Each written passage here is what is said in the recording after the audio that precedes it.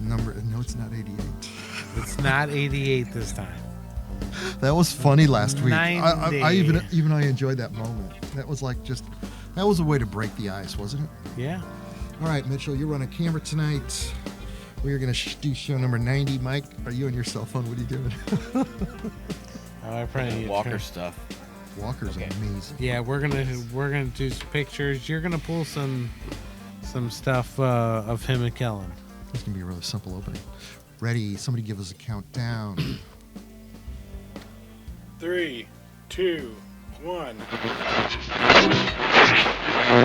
This is the What's Neat This Week, show number 90, and tonight we're going to talk about a lot of interesting things. I've got a lot of neat models on the table too, guys. I've got Joshua and Mike with me, and we're going to talk about a new project layout that we got in the works and a whole bunch of other ideas that we've got. So stay tuned now for show number 90.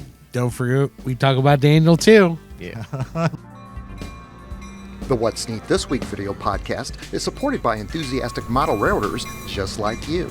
Additional support is provided by Athearn Trains. Check out all their new monthly announcements at athearn.com. And by Intermountain Railway Company, where detail makes the difference. Also by TrainFest, America's largest operating model train show since 1972. Check out their website and show dates at trainfest.com. Further support is provided by the NCE Corporation, the power of DCC. Visit their website at ncedcc.com.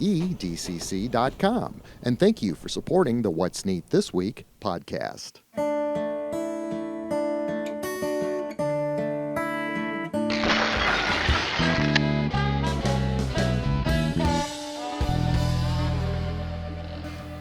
This is the What's Neat This Week, show number 90 for September 21st, 2019, guys. I've got with me tonight Joshua Barton and Michael Buddy, and I am Ken Patterson, the host of the What's Neat show at Model Railroad Hobbyist Magazine, and we've got a lot of really neat models on the table and a lot of stuff to talk about tonight. I want to start out with a thank you, a very special thank you to Stephen Mantia. You've seen him on the show before. He was kind enough to make a donation to the show, and we have lapel microphones, which we are now going to start to experiment with. Yes. Well, thank you, So- Stephen. We did a test with them last night with James Regier, and they do work. They are very nice. They're very discreet, and we won't have all of the large. It could change the setup on how we could record different types of shows, which is going to be fun tonight because once you guys start talking, I'm going to open up the barn doors. It's going to be a good time. James Regier. Now, this is going to be a long edit, guys. I want to say that James Regier was over here 3 times this week, and we did some absolutely amazing photography. I showed him a lot about how to use his camera, and he took it and ran with the torch. I saw. And he started doing some fantastic work. We were outside taking full advantage of our full moon that we've had for the last this past week here in town, and it rises right over the river at the right time so we can line up the dioramas. We lined up the water diorama with the trestle on it. And the point of the photo shoot primarily this time around was to feature an FP45, or actually this is a Santa Fe F45, where he installs LED lights into this locomotive. And he did an amazing job on those lights. I mean, there were step lights, Right. there were well lights, the headlights, the number board lights. I think he told me there was a total of 22 LEDs of 3 different sizes installed in this unit. And so the point was to go out and start photographing this. And we'd set up the scene, and James worked the camera. We used an umbrella light to help do some fill light and experimented with different exposures. In fact, we made a video for What's Neat about the exposures and how we absolutely set up these shots, because the math is fascinating and quite easy to photographers that actually understand it. He was shooting 4-minute exposures the entire time, but yet on my camera I was shooting 6 because I was shut down to an f-stop of about 29, and I think he was around 22. And those differentiations make a difference in that amount of time where we were still getting fantastic results. The moon wasn't moving very far at all. And it just came out decent. And then James took out a few passenger cars on his own while I started working on some video editing on the inside. He was out there shooting these passenger cars, guys. These turned out absolutely amazing. I'm telling you what, the crimson on the water on this shot with this Wathers Santa Fe Super Chief tail end car. I mean, it was absolutely a gorgeous shot. The other shot I remember was an El Capitan train that we've got a photograph of, where it was just all the lights inside. Of course, he worked his LED magic into these cars, and so that's why the brilliance of the light was so amazing. I think the last thing was a Kato observation car that he had photographed on the same scene. Hats off to James. Yeah. He did an absolutely fantastic video that's going to come out in the November What's Neat on how to install these 22 LEDs into this locomotive. So we're all going to get to learn together, because he did a very comprehensive how-to, which is in that video, which is absolutely amazing. Nice. So Joshua, talk to me, brother. So Walker Emery reached out this week and wanted to show some of his new stuff off. He's living right outside of Portland in Oregon. And Walker, we miss you. Yes. But we love these photos that you're sending. The first photo is a new Broadway limited imports. Mikado. Sorry. He had some help from Clem Harris helped him out with that, and that's a TCS Wow Steam V4. And this picture is pretty darn amazing. And it's N scale. Can you believe that? No, Man, that is he amazing. makes N scale look like O Yeah, scale. these are pictures of his brand new double deck layout. It's a 4x8. Mm-hmm. He has a bunch of staging down in the bottom, and then the top is just pretty amazing. So, Right. So yeah, shout out to Walker, and he's getting a documentary made. Yes. About him from his girl, Kellen. Mm-hmm. She's in college for that, and she's got a big camera and follows him around with everything that he does for model railroads. It's pretty neat. It was amazing when they visited here. Yeah. He and his, I guess, Kellen, she's a videographer. Her Correct. equipment Yeah. absolutely knocked amazing my socks equipment. off. Yeah. And her photography. She also gave us some great photos of the podcast crew, which I think a lot of those we might have put on our What's Neat website. That's, what is that? what'sneatthisweek.com. Yep. And that's all one word. Yep. And I think I put a lot of Kellen's photographs on there. But this layout's looking absolutely amazing. Yeah, he's about finished with it, or finished with the first version. You're never really finished with your he's model built that railroad. in what, like 4 months or less? I don't even know if it's been that long, Yeah. to be honest. So Man. yeah, It hasn't even been that long. You're No. right. He does work on it a lot. Yeah. That mining complex that he built is just, Yeah. I mean, Amazing. it looks so realistic, and to believe that it's N scale, he is quite the master. Yes. It's the Big Turn in Southern, I believe. Right. It's the name of it. So kudos to you, Walker. Thanks for sending in your stuff. We appreciate it. Now, on the What's Neat This Week Facebook page, I found Kyle Stevens had sent the photographs, and Mike, you responded to it. He had scratch built this church out of sheet styrene. And it was absolutely beautiful. It was all just in white at this point, but he got the shapes of everything architecturally so dead on. I had to share it on the show. I wanted to show you guys the photographs of it. Thank you very much, Kyle Stevens, for sending in your work. We do monitor the What's Neat This Week Facebook page. I've actually been doing it once a week now. So I'm Sweet. keeping up with it. There's a lot of things going on. There's a lot of preparation for the NMRA show coming up in 2020, and I'm going to start going around and shooting some of the layouts here in St. Louis that are going to be featured on the NMRA tour. So heads up, guys. This is just something that we want to do to help promote that show coming up, because that's in our own backyard. Yeah. Right. I feel like by then we might have our lapel mics hooked up to a trade show booth maybe. I think so. But we're going to get a good practice run when we go to Train Fest. And I'm going to talk about that tonight. In fact, let me talk about that right now. That's November 9th and 10th. Am I right on that? And we're all going to that show together, guys. 8th and 9th or something like that. 9th and 10th is I tell you what, this is going to be big this year, because it is the largest operating model railroad train show in the country at over 225,000 square feet. I mean, that's a lot. That's 5 football fields of running model railroad layouts that you can actually operate. And over 100 manufacturers and hobby dealers are going to be at this show. Now, we're going to be there on Saturday and do a What's Neat This Week show, just like we do here with our podcast crew, and feature the manufacturers that are interested in showing their products and their wares on the show to allow all of us to understand what's out there. I think it'd be kind of cool to do that. And we're going to do that show Saturday at Train Fest at 2 p.m. And then on Sunday, we're going to try an experiment. And I don't think we're going to record Sunday's show, but we're going to go feature a stage show where we're doing questions and answers with the public. Oh. And inviting a few manufacturers in that might want to be involved Nice. in this. This is just simply going to be where we're just talking to everybody in the crowd that's interested in talking back. So it'll be kind of fun. It'll be more like a conversation, which I want you guys to have tonight, because when you were talking about Walker Emery's N-scale layout, you got me thinking about a conversation that you guys had a few weeks ago about a project layout that we want to do in N-scale. Yeah. Yes. What are your thoughts on that? Well, it has to be movable. It has to be able to fit through a door, of course, so we can't have it too big or extravagant. I really want to get into more of a switching style, and I've never done any of that, so I think that'd be a good learning curve on my part. I think for our N scale, I think we should cut it down from a big 4x8 to something longer, like you were saying. Right, yeah. maybe a shelf-style layout with a lot of switching. Yeah. Which idea of the concept? That's two concepts. One's a shelf style back and forth. The other one's a layout where you can just let it run while you read a book and not pay attention to it. Which one would you lean towards more to? Because I got one in my mind too.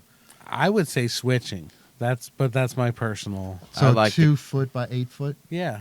Can you get a loop in that in N scale? I mean, that's just. I mean, like why couldn't we have a switching layout with a loop on each end as well? You know, I think 2 foot is wide enough for a N scale loop.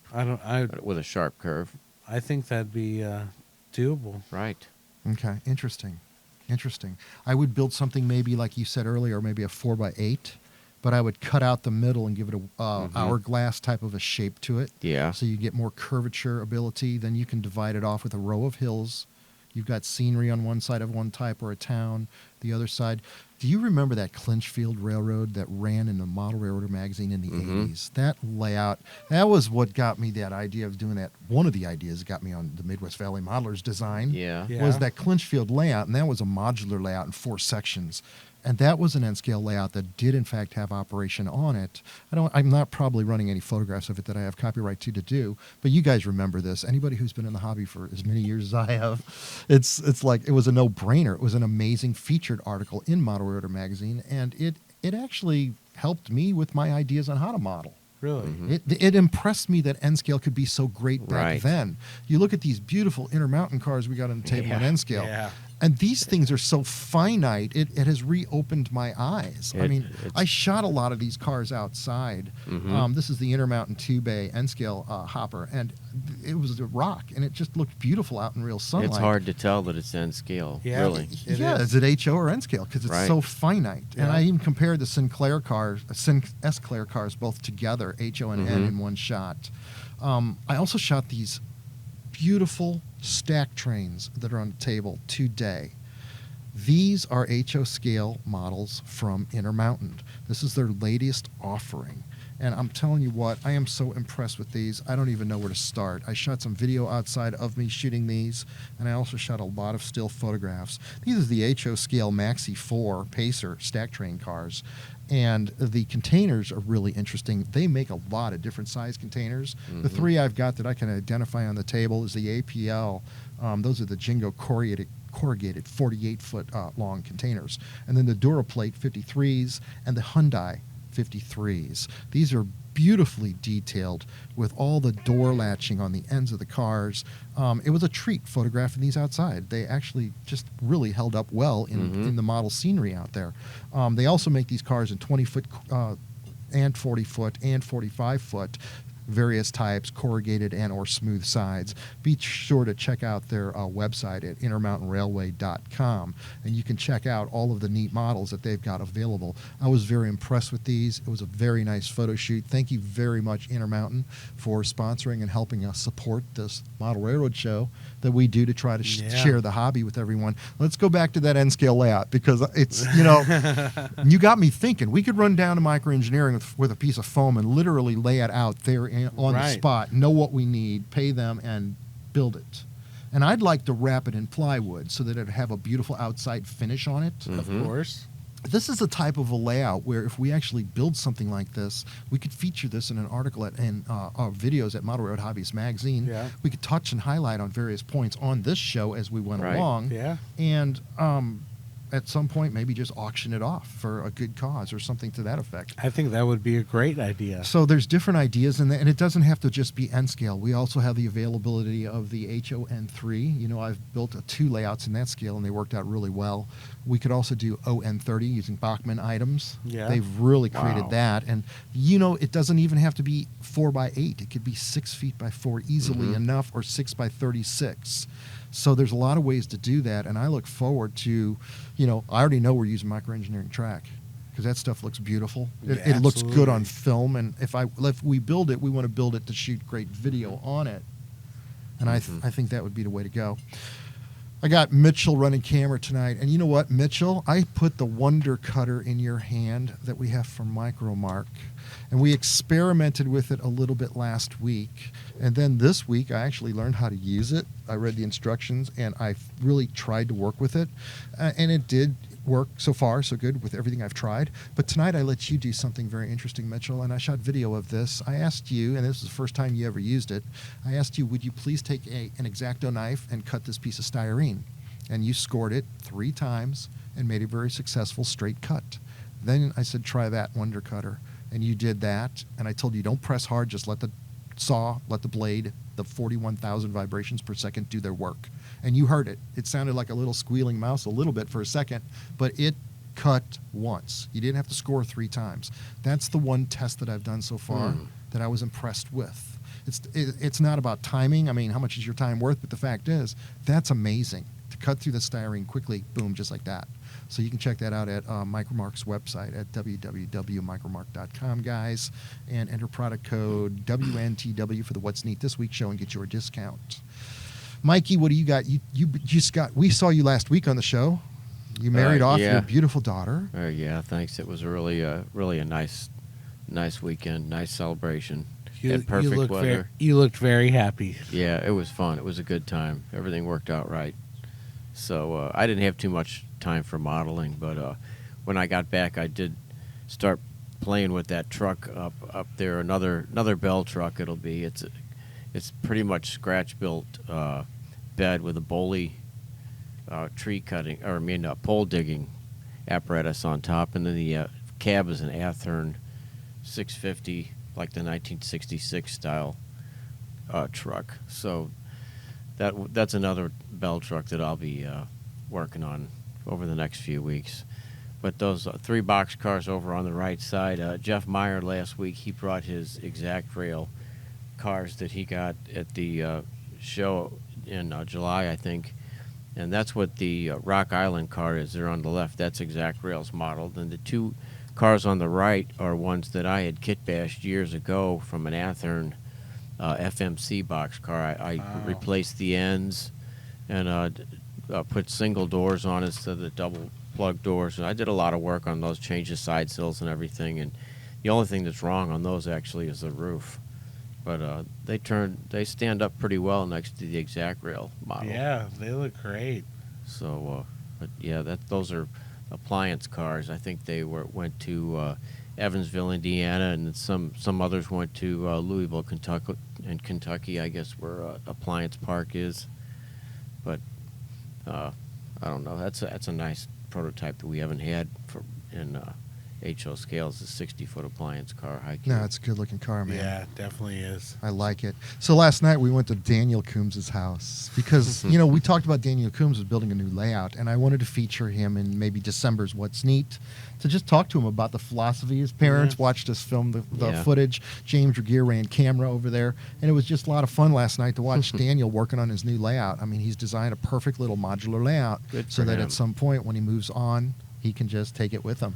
Funny little story. We shot the show last week, and right after the show, we're looking on Facebook, and there's Daniel doing a live feed of one of his decoder installs. Yeah. So we all hopped in the car and raced over to his house and knocked on the door really softly to come in and ran downstairs. And as soon as we got downstairs, Daniel had finished his live show. So we were trying to bombard him on his Facebook, but it didn't work. Maybe next time. That worked out great because then we took him out to the restaurant that night. Yeah, we all went out to dinner. Everybody was cool. It was a fun night. Yeah, great it sure weather. was. That's what's been so great about working with James Regier here every single night this week has been the weather. Great weather. It's been so nice out. Now I understand that tropical storm's getting close. We should be getting rain. When I'm editing this show, it'll be raining here constantly. That's right. Wow, that's a lot. Mike, I got to tell you what. I'm just thinking about. Did you build a sandcastle when you were out there? No, it was really nice white sand though. This place we were at, St. George Island, it's kind of a forgotten area, I guess. They call it the Forgotten Coast, but I mean, there's hardly anybody there. It's really nice. Nice. So, yeah, my wife loves being on the beach. So we got to spend a whole week there. It was really nice. Very nice. That was another thing I saw at Daniel's layout. Am I still thinking about Daniel? I Yes. can't get Daniel out of my mind. When I was over there, he was using the NCE power system to run that layout, and he was also using Digitrack. Yeah. So he's well versed in all systems. And I got to tell you what, everything ran smooth this week on the layout. All the operation that we did outside, we used the NCE power cab for that to light up all of James Regier's stuff because I might have snuck in a couple of run-bys as the moon was going by that night. Nice. The problem we were having was at night you get a lot of dew, and it starts to settle on the rail. Right. And in HO scale, it was causing issues. Yeah. The amazing thing about James Regier's engines was he put those keepers in them, the keep alives. Oh, yeah. The things that power up the locomotives. Yeah. Because when I picked it up off the track, all the lights were still lit, and I didn't even know he had done that. But he shows that entire install coming up for the Man, November. that guy's What's a neat. wizard. He is Yeah. absolutely amazing, man. Thank you very much, James, for walking into our life. Now, these Santa Fe locomotives that I shot, and I'm not going to show the pictures of these because I actually sent them all straight off. I think these are SD45-2s. This is some of the latest offering from Athearn, and I've got all the Santa Fe variants on the table here. The one that I really thought was so beautiful, of course, is that Bicentennial. Yeah. I like that. And when you see the difference between the silver and the black trucks, you're talking different eras. But it's absolutely amazing that Athearn captured all the roof detail. And these are the models that do have LED lights in them. So when you see these things running, I mean, the strobe lights are amazing. The LED effect is great. Factory right from Athearn. So thank you very much, guys. These are some beautiful locomotives. And these are the ones that the roof on the cab come off, right? I don't think these are. I think that is the Aces back there that we have, which are absolutely beautiful. The detail on those roofs are the light and everything. Yeah. That is super cool. These used to be some of my favorite locomotives because in the 80s, when I was a kid, I modeled the Santa Fe, and I loved it before I got to model everything else. Right. Because of jobs and this and that and understanding all parts of the country and what the scenery looked like. Santa Fe was my babies because I loved the way they ran in the desert. It was just so beautiful, but yet they made it through to Chicago. Right. So it was a great day when they finally did come to St. Louis, see that small East Side Gateway and Western That was nice. Railroad. So with the old Mopac running down below, what did you see more, Mopac, or did you see a lot of Santa Fe here in St. Louis? Back then I didn't cut all the trees down before we moved in here. Prior to me, all the trees were full grown, so you really couldn't hardly see the tracks down below, but you could hear them. I just had a lot of books on Santa Fe. I had a good friend, Lenny Applebaum, who was a St. Louis County cop when I was in high school, and he let me borrow a couple of books, and they were Santa Fe, and it inspired me. The scenery was gorgeous, and it made my day, and that's why I had modeled that layout through the 90s. I want to say up until about 97. And I still do like it a lot, but I had to model a lot of other railroads. Right. And I learned a lot since then about all railroads in different parts of the country. The Santa Fe's that I saw coming through St. Louis always came through on the Frisco B&N lines. And on the Mopac lines in the 80s, there was a lot of Western Pacific, Union Pacific, Katy, Rio Grande, Western. Oh, it was really... So you got to see quite a bit. Oh, man, yeah. And then coming in from the east side, there was, everything on Conrail, Penn Central. Oh, wow. It was really nice. It's Good time. funny. So they're the Union Station here in St. Louis, they're redoing it. It hasn't been an actual station in 20, 30 years. Right. But now they're turning it into an aquarium out under the awning. Yeah, they are. And they have a big Ferris wheel and a merry-go-round and stuff. But it's neat to see how you can still see some of the tracks there, some of the private cars parked there, and it's neat to see the old heritage and the old track that's not being used anymore. You know, right? Yeah, St. Louis was quite vibrant back in the day. Yeah, it sure was.